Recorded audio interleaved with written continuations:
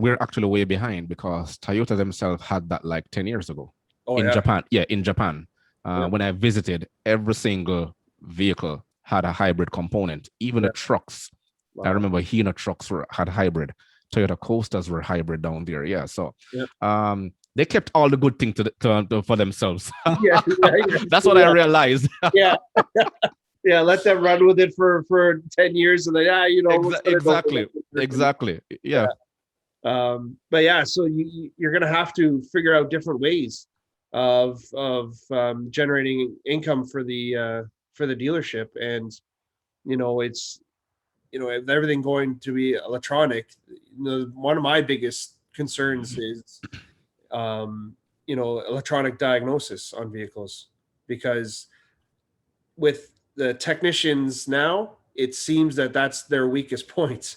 You get a lot of guys who write the exam 2, 3, 4, 5 times, and what they're failing is the electronics, side of it. So strengthening your diagnostics and electronic within your tech team is got to be the most important thing going forward as far as the shop goes.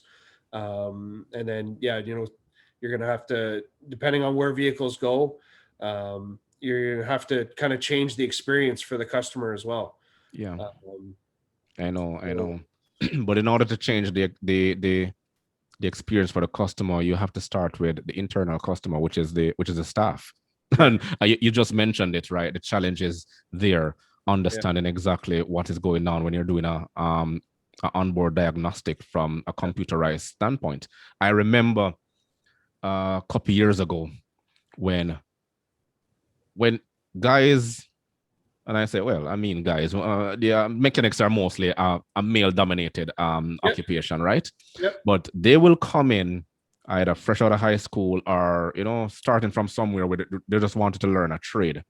But in certain regions, and I can't swear for North America because I never grew up here, but I can tell you elsewhere, the challenge was reading, writing, mental ability, and comprehension. Those were the challenges. They were good at fixing, but when the theoretical part start coming in to diagnose and all this, that's where they all failed. So now we're seeing a shift. Everyone is computer literate, but at the same time, no, they don't know how to read the diagnostic itself, because I think the scientists that are designing these cars, the engineers, they're too intelligent. They need to break it down from a layman's standpoint, how those blueprints, so to speak. I'm just using that offhand, right? Because when an electrical diagram is printed out and then they have to trace the A1 go to B2 and B3 go to C1 and all these things. I mean, it's mind-boggling. So how do you expect the little guy who is writing an exam to become a technician to understand all that? I know. Yeah, it's difficult. It's definitely not easy. And the manufacturers are going to have to, all the manufacturers have their own training programs for their technicians, and the manufacturers are going to have in-class training for the technicians on these, to breed them kind of to be able to diagnose these vehicles in the future. And that, going back to one of the earlier questions, that's probably as far as the shop goes, that is the biggest change that I've seen over my 18 years is, when I first started, technicians actually diagnosed vehicles and fixed them. Whereas now, it's more replacing parts. It's, computer says this, you got that code. We need to replace the alternator. We need to do this. We need to do that. Whereas, back then, technicians actually looked at the vehicles, diagnosed them with their hands and their eyes. And like you said, now it's hook up the computer. Computer tells me this. Okay, do that. Order the part. Away we go. Yeah. So that's one of the biggest changes for sure. But and you know what? It's one of the challenges facing dealerships going forward is finding people, like finding good technicians. Yes. I was gonna come to that, because that's of all the interviews I've done so far, that is the biggest cry. We can't get the younger generation to come in and take up the trade. So right now, being a mechanic is a dying trade. I mean, look around you. Cars are everywhere, right? Yep. So maybe what I'm gonna do is, probably start a petition or start lobbying for the authorities there be to find a way to lure people, lure the younger generation into this trade, because without mechanics, I mean, the world is gonna start moving. Yeah. Oh, for sure. Yeah. Definitely. It's I tell you, like we've been looking for technicians for a while, and man, it's few and far between. It's so difficult. That's why it's so important. You get younger guys in as apprentices, and you have to grow from within. That's the best way to do it, because it's very hard to find people, good technicians, from outside, and bring them in. It's the best way to do it is to get an apprentice in there, groom them, grow them, and then to grow from within is by far the best way to go. And it's even that it's difficult, because a lot of this younger generation, you don't have all the applications that you used to have back in the day. If you needed an apprentice back in the day, you could have one tomorrow. There's people itching to get in, and it's not that way anymore. Yeah. Yeah, that is the biggest cry, of course. Of Yeah, course. So it is a challenge, and it's right across the board, it is. Yeah. right? Yeah. And mechanics, they don't realize that fixing cars is just one component, Hmm. right? They can go on and start fixing boats, trucks, yachts, ships, trains, Yep. aircraft. It Yep. is so it is so much of a right across the board. There are so many Yeah. different components of engines out there, yeah, that they can actually make a living, right? Because there's far and few mechanics right now who are boat engineers, the guys who actually repair, and everyone wants to own a boat right now. Exactly. Yeah. Yeah, but you can't find guys to service them. Yeah. So Oh I yeah. mean, It's a yeah, damn good time to be one. yeah, Yep. definitely. And then you have all these skyscrapers, buildings going up, and then mechanics can actually repair elevator service. That's another thing they can branch off into. So they're not looking at the bigger picture, as a matter of fact. So Yeah. maybe, yeah, I actually I had a technician when I was at Saturn who got out of the trade and went as an elevator, technician, yeah, and he's been doing that ever since. He's still doing it to this day. yeah, I keep in touch with him every now and then, and he's earned a great living as exactly, yeah, fixing because elevators. they're far and few. Yep. And so many, like I said, so many condominiums, apartments going up all over the world right now. So I mean, I've known guys who had to fly from one province to the other to go repair elevators. So I believe I it. mean, yeah, it's being a mechanic is just a starting point. Yep, for Yeah, sure. yeah. But now one another question before you go, because I know you're pressed for time. What would be some of your recommendations to dealerships right now, based on what you've seen so far? If you were in charge, what would you do? So I'm gonna try to put you on the spot with this one. um, it my biggest thing right now would be find a way to change your processes, and figure out how you can do vehicles quicker, get people in and out for their regular servicing quicker than we do right now. Um, and you have to be forward thinking, with the changes that are coming in the industry. There's going to be some dealerships that probably don't survive.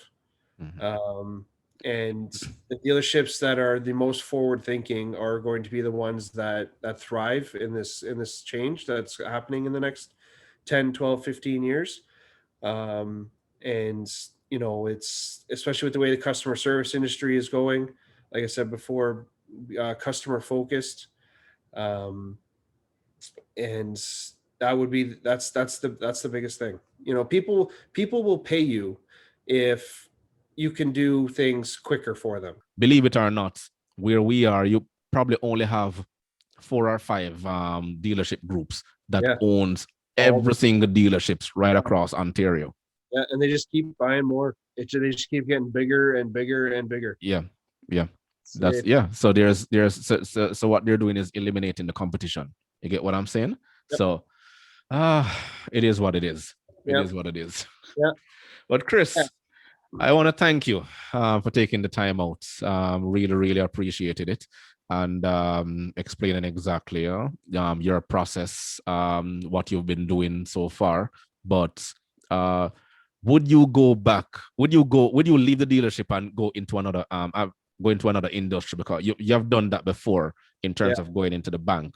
But where are you now in terms of, I know where you are now, you're basically comfortable, but because you're in a fast-paced industry, you get to see different people, you get different experiences every single day you go in. It is Yeah. something new. But Yeah. would you give it up? Not willingly. Not willingly. Not right now, anyway. Yeah. Who knows 5, 10 years down the road. But I love it. I love the fast pace. Especially as an advisor when going in and every day is different. As much as it is the same, but every day is different. Every day is different. Yeah. There's new challenges every day. And I loved it, and it's the interaction with people, the face to face. I love that stuff, and I could never do work for a company or do a job where it's just kind of sitting at a desk and punching away at a computer or something like that. Um, but yeah, no, I love the dealership life. I love the day to day. And as I've progressed in my career, and now into a management position, it's rewarding to go through all those years, speak to all those customers, and to kind of be moving up, and I want to continue that step, and go on to the next one. So no, I absolutely love it. It has grown me as a person, both professionally, and in my personal life, just as it it is. I've grown up at the deal. Well, 18 years, of course. Yeah, yeah. It's even in this 7 that I've or just shy of 7 that I've been at my current place, like I've changed. I've matured a whole bunch, and I've grew. And this a lot of that is the company that I work for and my experiences, and just being put in tough positions and getting through them, learning. It's a great place to do that. It's a great place to grow yourself, and it makes you tougher, and it gives you confidence. When I first started talking to customers 18 years ago, and then talking to customers now, I'm completely different, and you get yelled at a whole bunch of times, and then all of a sudden you get worked up at first, when you're first doing it, customers yelling at you, they're in your face, and you get worked up too. But now it's just Yeah. completely calm now, and you learn how to talk to people, Of course. Yeah. what to say, and it's yeah, no, it's great. Yeah. If you work in the dealership environment, you can work anywhere. Yeah, Yeah. yeah, I agree. Yeah. So, A quick joke. I remember, like, just like you, because it makes you mentally tough. And I yeah. remember a customer came in and he was yelling and he was on top of his voice and everyone was afraid. And I stood there and he was just yelling, yelling, yelling. And I just looked at him and he said, "Why are you just standing there staring? Why don't you say something?" And I said, "I'm going to say something, but I'm really concerned. When was the last time you had your blood pressure checked?" Right? And he's like, everything about him just dropped. Dropped, yeah. And yeah, it just dropped. And then it occurred to me. And then he said, you know, you're right. I really need to get my pressure checked. So sometimes, like they say, that soft answer turn it away, rat. Exactly. Yeah. Yeah. Yeah, I That's mean, good. it's just tricks and trades in the business, man. But Yeah, yeah. the environment gives you that opportunity to, just to be sarcastic and funny at the same time. That's right. Yeah. I could totally change the conversation. Exactly, Yeah. exactly. But Chris, thank you, man. I really appreciated you taking the time out. No, it's probably past your bedtime, but well, I Thank want to, you. Thank yeah, you. It was a pleasure. Pleasure to of be over here. of course, of course. If you have, anything additional to tell us, you want to share, please hit me up and just let me know. Yeah, for sure. I definitely will. Okay. All right. Thank you, man. All right, man. Take care.